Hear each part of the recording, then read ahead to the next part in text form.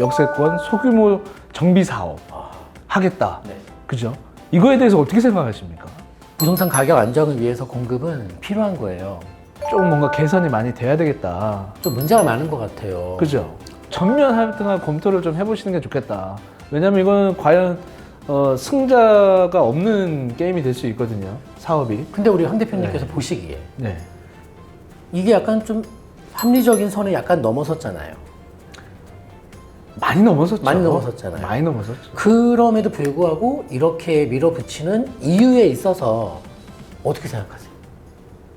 일단은 잘못됐다. 근데 잘못된 그 이유로 봤을 때는 이런 거죠. 정책 위반자분들이나 일단 그게 제일 크다. 왜냐하면 성과를 내야 하니까. 성과를 내야 해. 네, 아, 그리고 보여주기식. 보여줘야 된다. 사실 임대차 3법하고 똑같은 것 같아요. 밀어붙였잖아요. 그러니까 개발도 밀어붙이자. 자, 근데 한쪽에서 밀어붙이니까 반대쪽에서도 가만히 있을 수가 없으니까. 서울시장님도 사실은 마음이 이해가 가요. 아무것도 안 하고 있을 수는 없잖아요. 국가에서 이렇게 하고 있는데 나의 서울시를 내가 아무것도 안 하면 안 된다. 네. 그래서 난 더 빠르게 하겠다. 신속 통합. 이렇게 된 거 아닙니까? 중국집 쓰려고 같은데. 그렇죠.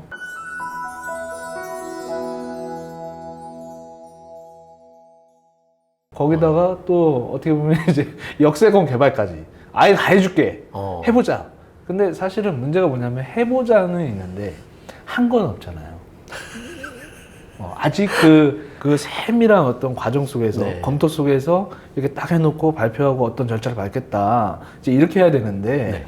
사실은 제가 아까 임대차 3법하고도 비교를 했지만은 별 생각 없이 그냥 간 거거든요. 일단 만들면 4년 동안 그냥 살다 뭐 이런 것처럼 공급도 해놓으면 일단 발표해 놓으면 지을 거다. 그러면 하고자 하는 의지가 있는 데는 할 것이고 뭐 동의율이 좀 떨어지거나 반대파가 많으면 안 하면 되지 않냐. 약간 좀 이런 거 아니었나 싶어요. 그러니까 그래서 이제 말씀처럼 네. 100% 공감하는데 일단은 보여주기식의 목적이 좀 강했어요. 왜냐면은 하겠다 말은 많았습니다만은 이게 현실적으로 뭔가 진행되거나 매듭이 딱 지어지거나 이런 현장이 거의 극소수의 현장밖에 없고요. 근데 저는 이제 두 번째의 문제 좀 짚어보고 싶은 거는 왜 이 문제를 알면서도 이런 식으로 하는 것인가에 있어서 얘기하는 겁니다. 좀 실망스러운 게 있어요. 서민주택 빌라를 짓는 분들이 계십니다. 네. 아파트 짓는 회사 따로 있고 빌라 짓는 회사 따로 있습니다. 인식의 문제인 것 같아요. 예를 들면 빌라? 새 빌라? 그 지분 쪼개기잖아. 이런 잘못된 선입견이 있는 것 같아요. 그 선입견이 있는 상태에서 나온 게 뭐 공공재개발의 권리산정 기준이 또는 신속통합의 권리산정 기준이를 만들어낸 게 아니냐 이런 생각합니다. 안타깝네요. 사실은 또 어떻게 보면 집장사라고 얘기를 하는데 그렇게 따지면 대기업 분들 이번 대장동 사태 이런 거 봐도 아파트 지금 몇 천억씩 남는 거 아니겠습니까? 지금 제가 볼 때는 용적률을 완화해서 일단 감옥을 한 50층을 올려야 됩니다. 맞아요. 공간이 없어. 맞아요. 그래서 그런 것들이 어떤 빌라라는 상품 자체가 어떻게 보면 민간인들이 최대한 공급을 할 수 있는 어떤 또 하나의 시장인데 그거를 무시하고 내가 개발을 하려고 하니까 여긴 나쁜 거야 라고 지금 아예 프레임을 건 것처럼 그렇죠. 소규모 재개발 지역들도 이제 나온다고 하는데 그 핵심 내용을 보잖아요. 제가 질문 하나 드려볼게요. 제가 그걸 살펴보니까 뭐가 보이냐면 5,000제곱미터라고 써 있어요. 네. 저는 역세권 개발이라고 그래가지고 네네. 한 5만 제곱미터 정도는 할 줄 알았어요. 1,500평? 5,000제곱미터? 왜 여기만 해주지? 그럼 5,000제곱미터씩 묶으면 앞으로 신속이고 뭐고 할 필요도 없겠다. 아예 1동, 2동, 3동 그죠? 네네. 그런 생각을 좀 해봤는데 과연 이게 실효성이 있겠는가? 이거에 대한 어떤 문제점들도 대표님이 분명히 우리 박사부님 보고 계실 거라고 저는 생각하거든요. 저는 이제 왜냐면은 이번에 원래 우리가 일반적인 재개발은 10,000제곱미터가 넘어야 되고요. 그리고 이제 가로주택 사업 있지 않습니까? 걔는 이제 10,000제곱미터 미만이에요. 미만이어야 되고. 이번에 발표한 소규모 그 역세권 재개발, 걔는 이제 5,000해발보다 작아야 돼요. 면적이 적어야 되는데 이것은 뭐냐면은 아마 민원이 많이 있었을 거예요. 그리고 서울시에서 봤을 때 여러 가지 관심을 갖는 역세권들 중에서 아무리 해보려고 해도 도대체 이 만제곱미터 이상으로 묶을 수는 있습니다만 현실적으로 진행이 될 수가 없는 역세권이 태반이라는 것을 서울시가 인지를 정확히 하고 있는 것 같아요. 역세권이어서 뭔가 좀 이렇게 번지르하게 해야 되는데 이게 종합 광역적으로 할 수가 없으니 그냥 풀 메이크업은 아닌데 쌍꺼풀이라도 좀 해주자.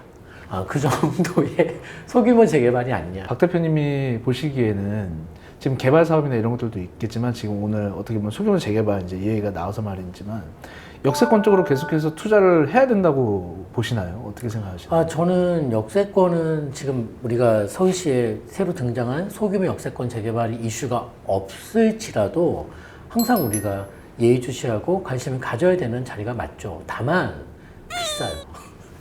이게 워낙에 비싸요. 그런데 이번에 이 서울시 발표로 인해서 저도 지금 많이는 못 돌아다녔습니다. 오늘 이제 촬영 마치고 또 가볼 건데 땅값이 이번 발표로 인해서 더 오르고 있습니다.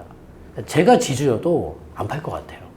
왜냐면은 뭐 용적률을 대폭 올려준다는데 그러면 내 땅 누가 사서 건물 지으면 돈 많이 벌 텐데 내가 좀 더 받아야 되지 않겠어? 이 심리가 시장 전반적으로 작용하고 있다.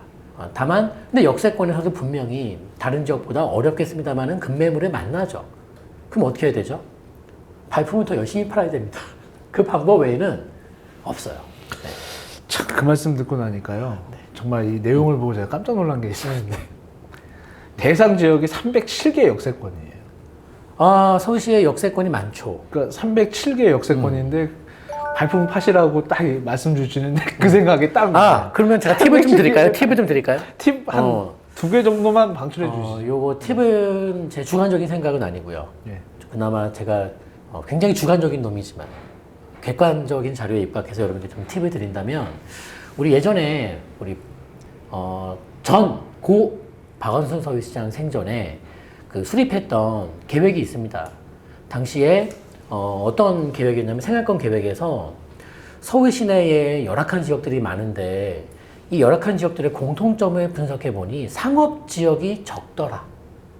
이걸 서울시가 아주 면밀하게 서울 전역의 역세권을 검토했고 당시의 결과가 어떻게 나왔냐면 서울 동서남북 중에 특히 동북권 지역이 이 상업 지역이 너무 적으니 그쪽에다가 신규 상업 지역을 지정할 건데 서울시 전역에 지정할 건데 동북권 쪽에다가 과반 넘게 좀 할당을 할 계획이 있다 했습니다. 따라서 시간이 별로 없으신 분들은 이 300개 넘는 역을 다 다닐 수는 없으시니 동북권 지역을 먼저 발품을 팔아보시고 먼저 우리가 발품 팔기 전에 뭐죠?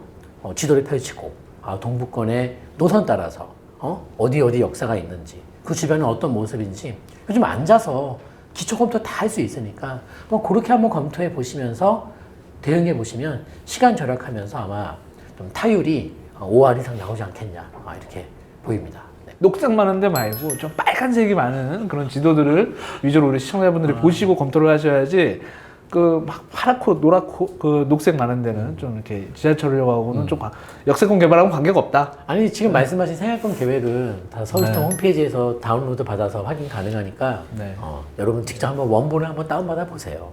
관심 지역의 생활권 계획을. 야, 우리 오늘 박사부님하고 말씀 나누니까 그냥 시간이 너무 빨리 가가지고 갈까요? 이제 그만 갈까요? 다 찍었죠? 이제 마지막 이제 마지막 질문이 남았어요. 마지막 네네. 질문이 남았는데 자, 사실 우리 시청자분들이 이제 어떻게 보면 계속 찾고 계시는 게 어느 지역에 무엇을 어떻게 사야 하느냐.